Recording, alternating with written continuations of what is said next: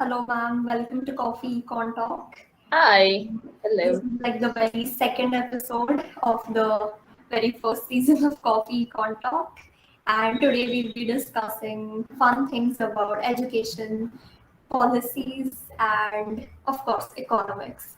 So let's get started. Ayati would Let's. be starting off the interview. Over Yeah. to you. Hello, ma'am. So the first Hi. question is that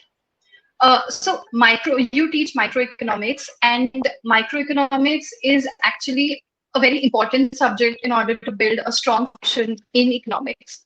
So what, according to you, should be students' approach towards the subject? Okay. So, okay, I'll answer your question in a slightly broader context. So, I wouldn't say that there is a particular approach specifically for microeconomics, right? There is a general mindset that one needs to develop in general for any economic concept, right? Then it's we as practitioners and students of economics that we group things, and then we say, okay, so this is micro and this is macro, and just to make it a little easier to understand and easy for the concepts, etc. But the mindset is basically you need to be curious, right? That's basically what it boils down to.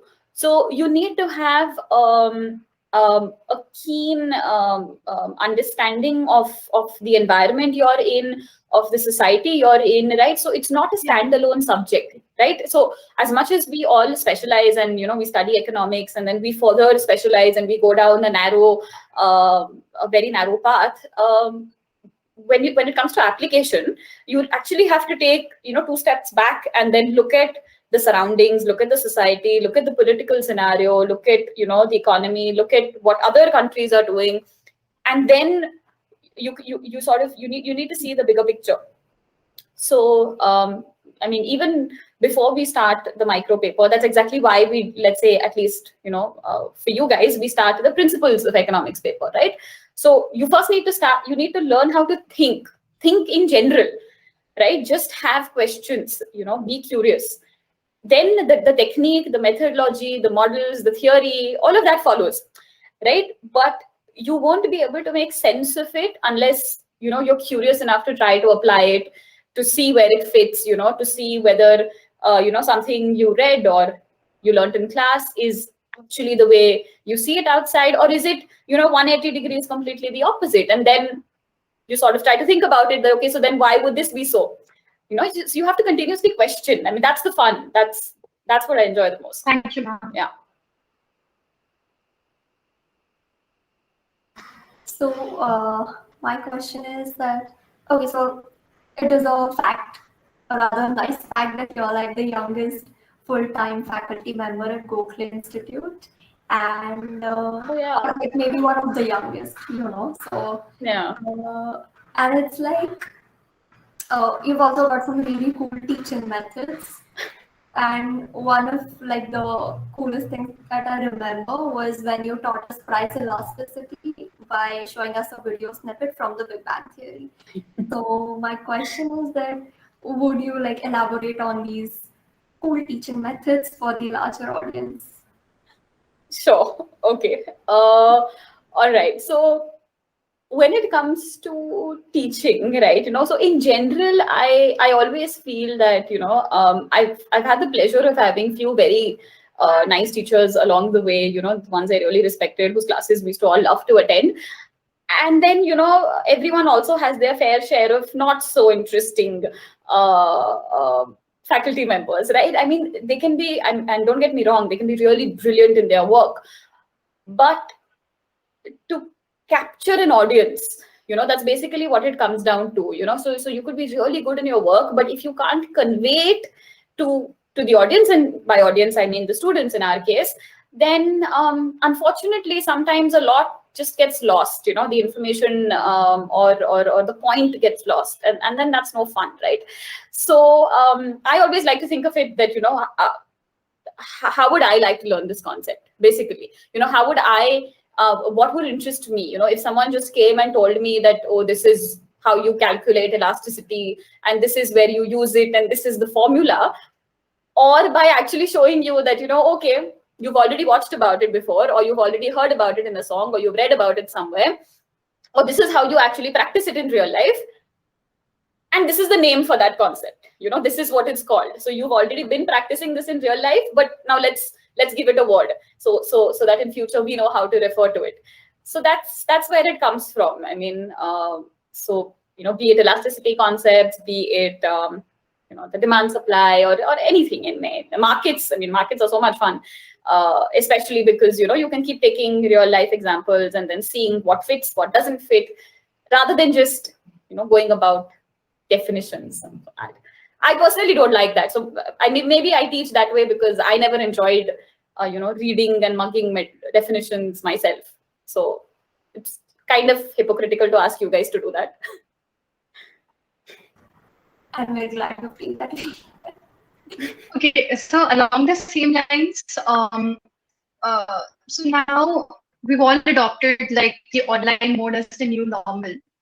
So how has it been different? Like, have you had to tweak your teaching style a bit in order to adapt to this online mode?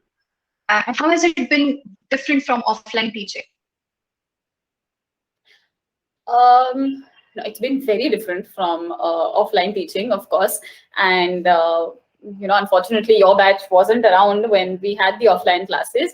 But so I'll say that there are pros and cons. It's not altogether that bad.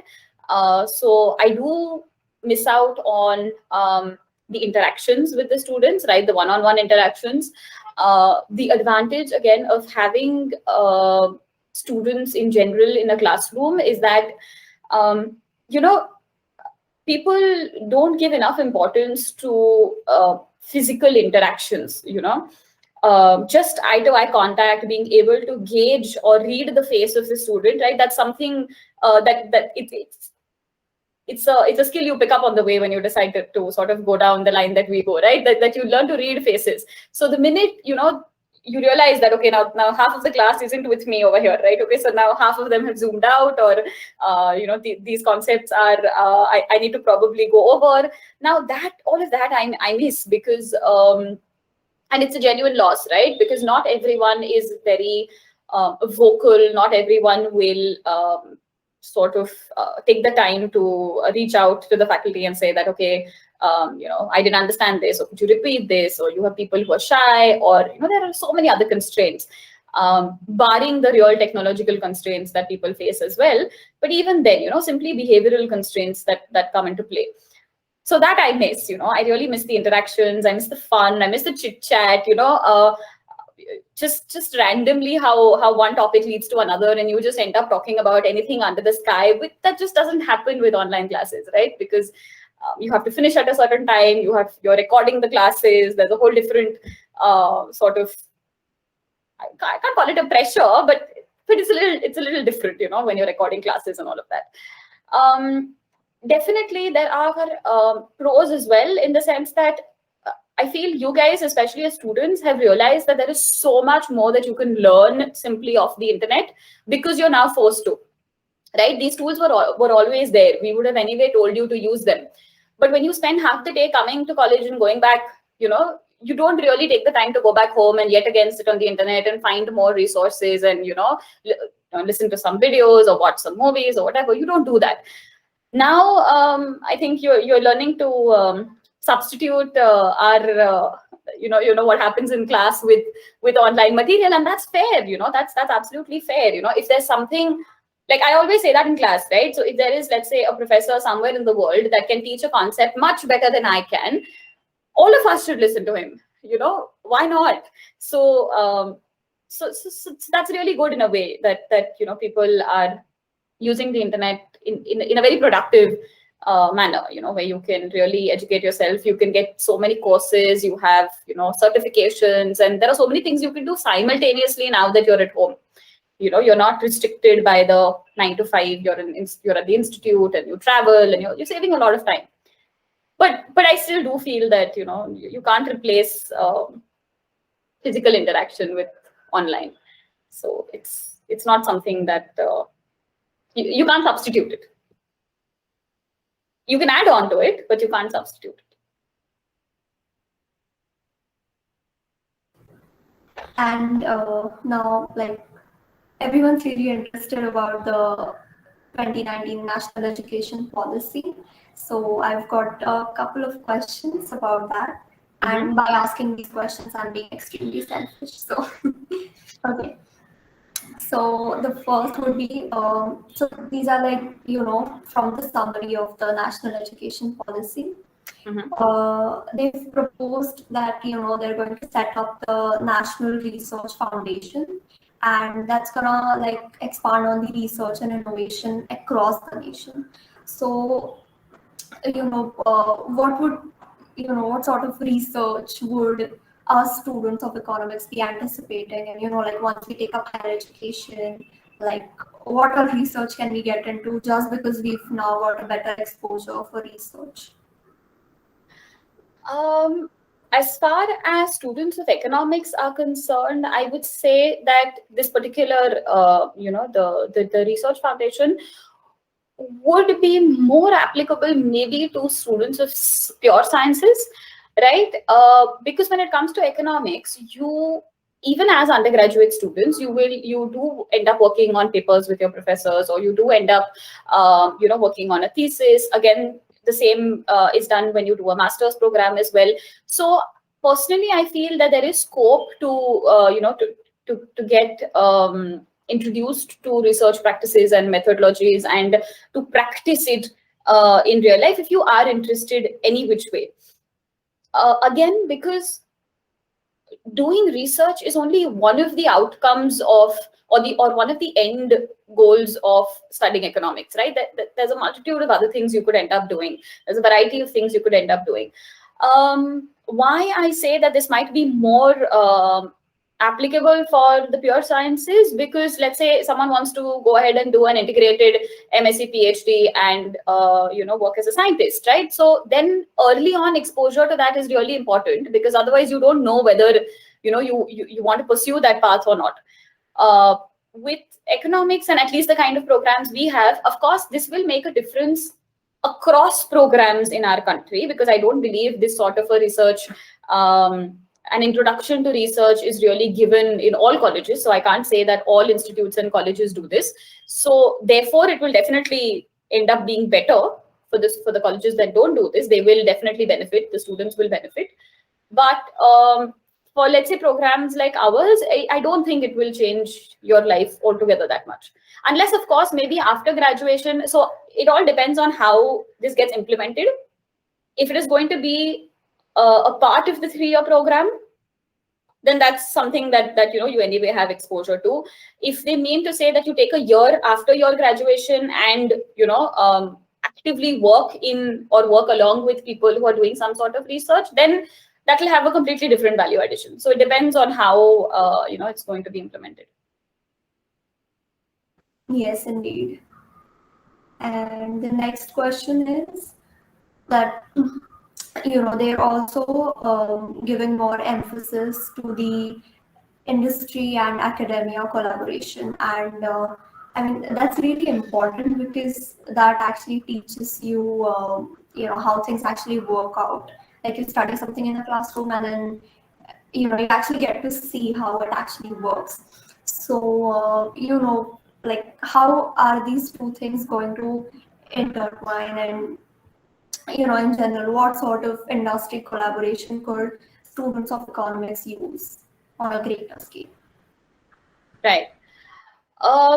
Now, see, we already have a certain amount of industry collaboration, because I think for the last, we've had a couple of changes with the UGC norms for colleges, even for the last 10-15 years, and all institutes that are autonomous in nature need to have some interaction with the industry, right? So you have, their involvement when it comes to creation of syllabus, or when it comes to certain teaching methodologies or teaching pedagogy. However, yet you find that there is a significant lag when it comes to the syllabus that is taught vis-a-vis what the market requirements are, right? So if you have a continuous sort of an engagement, so let's say, for example, the internships that students undertake, right? So if you have a collaboration with a couple of companies that actually come on campus to recruit, and if they end up taking students for summer internships as well, they can well in advance let the institutes know that, okay, these are the skills we need, this is what you're teaching, and herein lies the gap, right? Or maybe you are teaching certain softwares that are now, or certain programs and codes that are being used, which are now outdated or not really required, and there are newer applications in the market that the industry is using, and you should probably train the students in those. So that sort of a quick feedback mechanism is required. Like what happens right now is that there's a quite a significant delay in the information being relayed back and its implementation, because there are a lot of restrictions on how quickly you can change the syllabus, etc., etc. So I think the larger plan with the NEP is this, right? That to do away with, at least on paper, to do away with these constraints that sort of make it difficult for colleges or institutes to adapt. But well, time will tell. And finally, the last question. The NEP also talks a lot about professional education. While professional education is like, it is certainly on top of the agenda, do you think working a lot on professional education would actually have like a spillover effect on the continuing education courses? Like, I remember reading about the IISc's continuing education program, but that's like one of the very few options that people have for continuing education. So, what would this effect be like, and how would it turn out? Okay, so just to make sure if I've understood your question clearly, so you're saying that once people start working, what are the odds of them going back and gaining education, or? No, so basically, it is about like developing the professional education courses. Would that actually like sort of incentivize the educational institutions to like develop on the continuing education courses as well?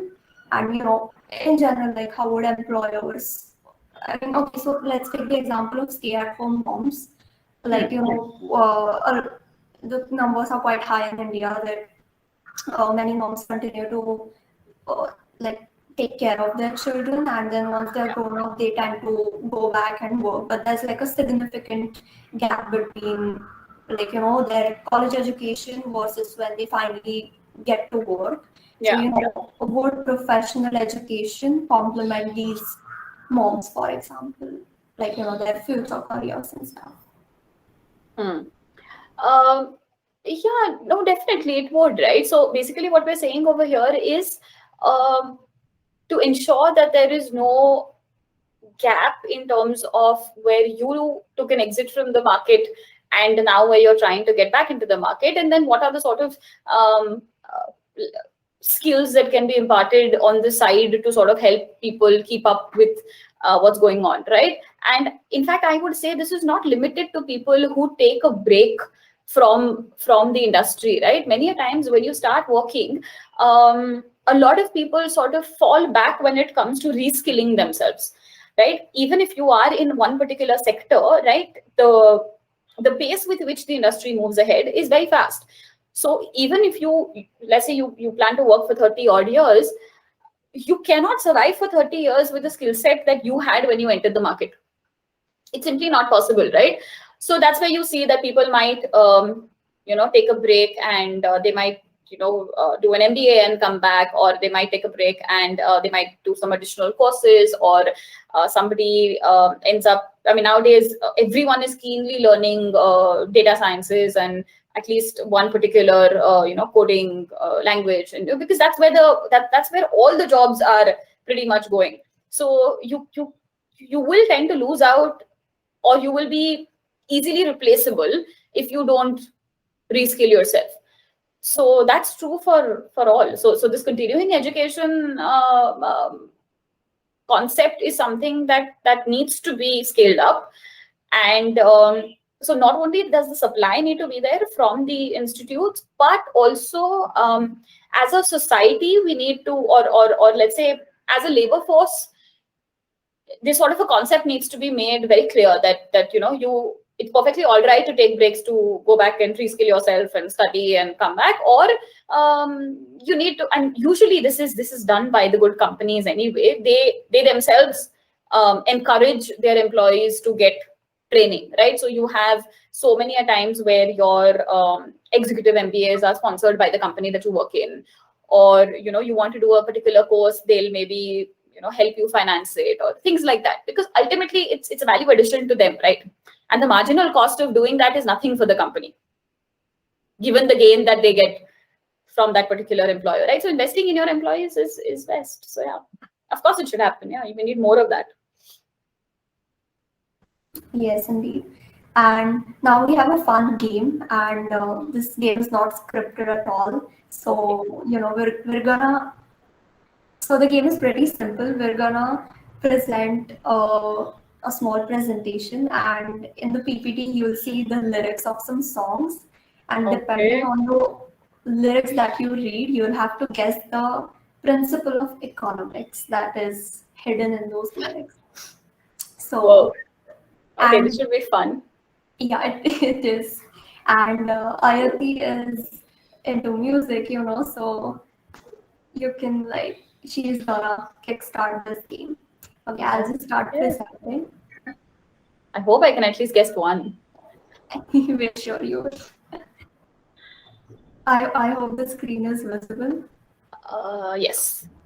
Okay, so the game is called COFFEECURIOUS, and COFFEECURIOUS, the origin of this word is from Coffee Curious. Yeah, it's a bad joke that I came up with. Okay. Oh, it's quite nice. So here's the first song, Alati.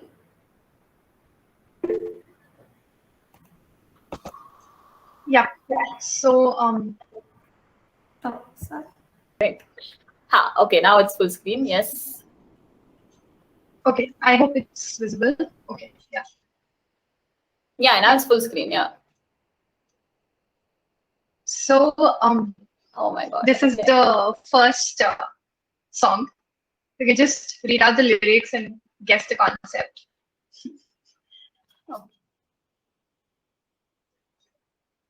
Every look to the left, every look to the left, every look to the right.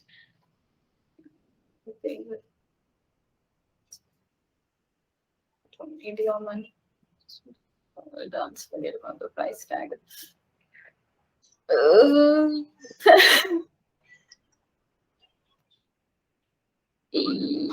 Utility related, is this? Someone please give me facial cues whether or not I'm going on the right track. We don't need your money. Oh, that's something. Oh, that's saying something.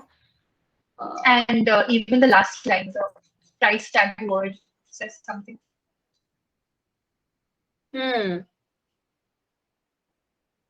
Forget the price tag. Okay. So people are not being rational. Okay. And why are they not being rational? This is like my my classroom being turned on to me. Yeah, this is good. Yes, you're leading me to the answers. I like this. Okay, can I give another hint? So the yes, actual concept, when we are trying to gauge at that concept, the person is misled by some particular word, basically. And that word is price tag, the last word. So okay.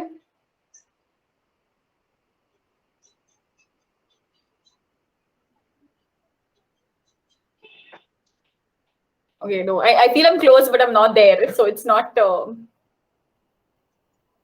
What is this? Okay, so should I tell the answer or a minute more? Yeah. Okay, please. Fine. So this basically is like what we had thought is inflation. So when we look at inflation, we don't look at the price tag of one individual item, right? So it's like a basket of goods and services, and then we look at the change in price over time in order to measure the inflation rate. It's not like we just take absolute amounts of the price tags and just measure the inflation rates. So that's what it basically says, that forget about the price tag.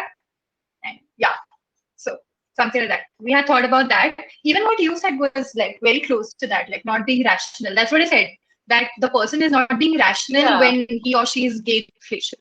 It is actually like a market basket, and we need to look at the change over the years, something that sort.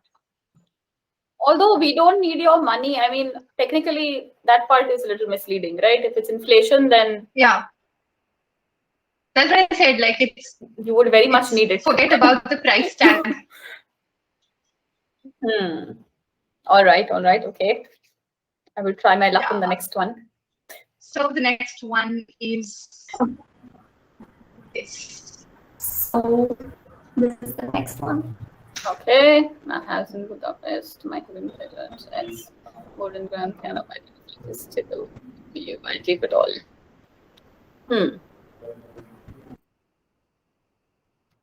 You might leave it all. Something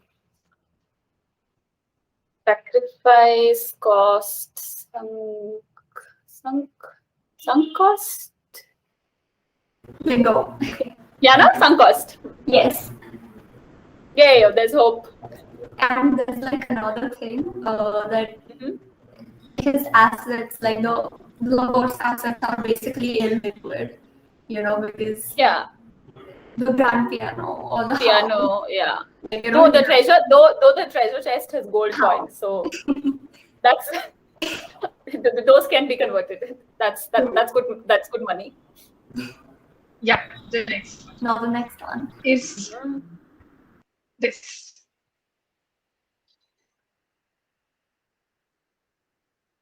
I just stopped. My glasses.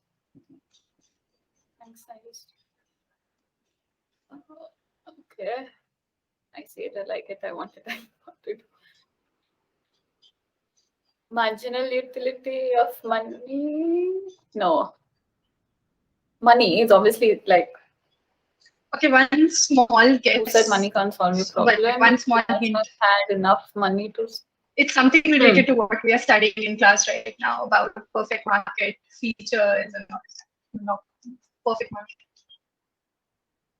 Today's class or yesterday's class? Actually, a couple of classes back. Even today. Oh, okay, fine.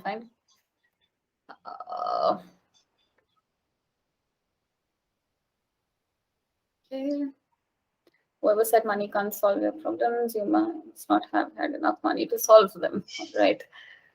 I like the line though. It's very apt.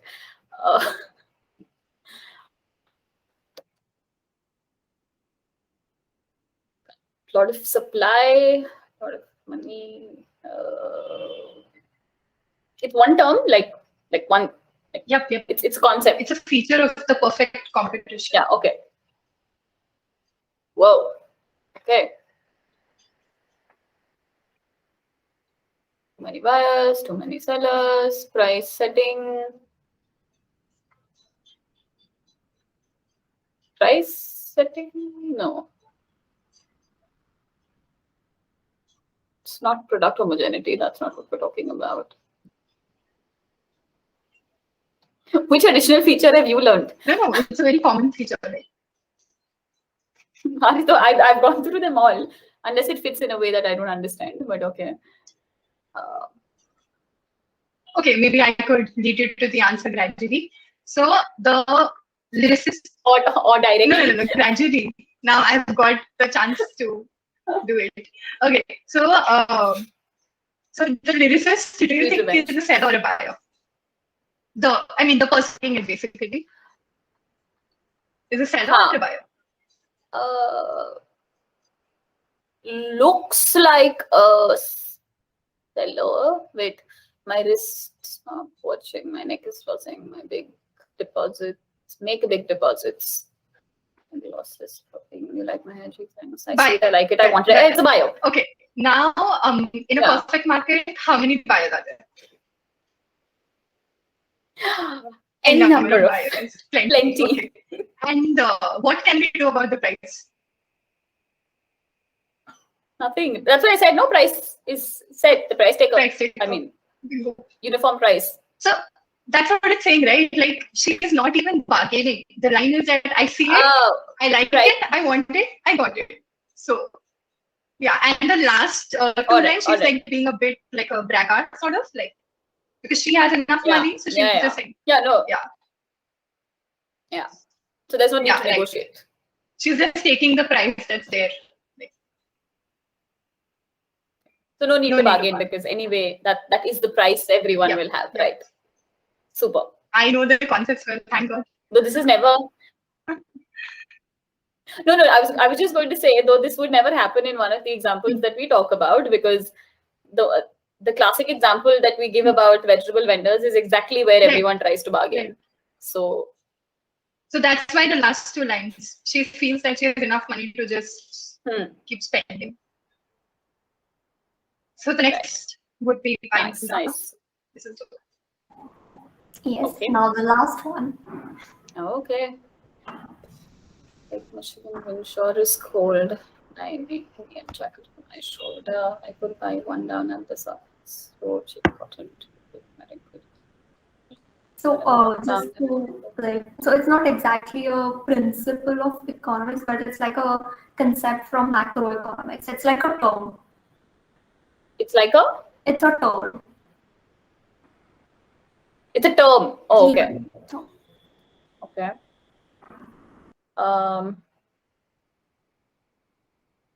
Okay. Buy one down at the surplus store. Cheap cotton twill with my wrinkled $1 bill, but I'm not bound and I never will. Give me a wrinkled $1 bill. Okay.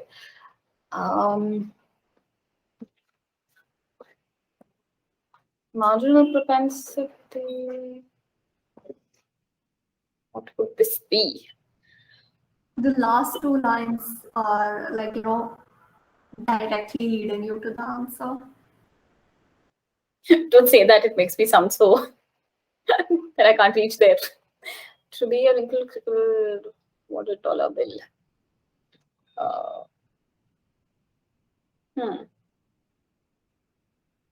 What would it be?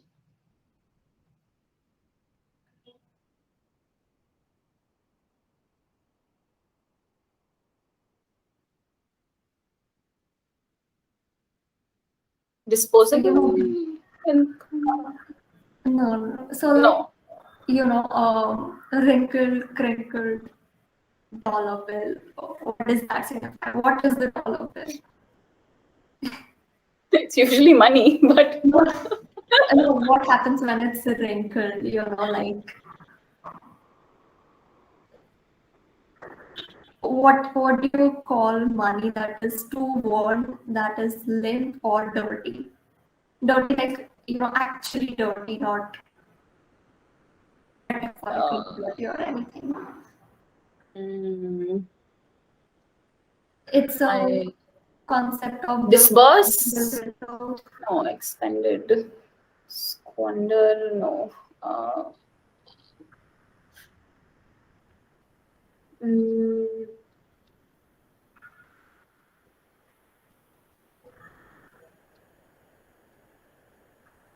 So okay, so like no, not. No, so like can you?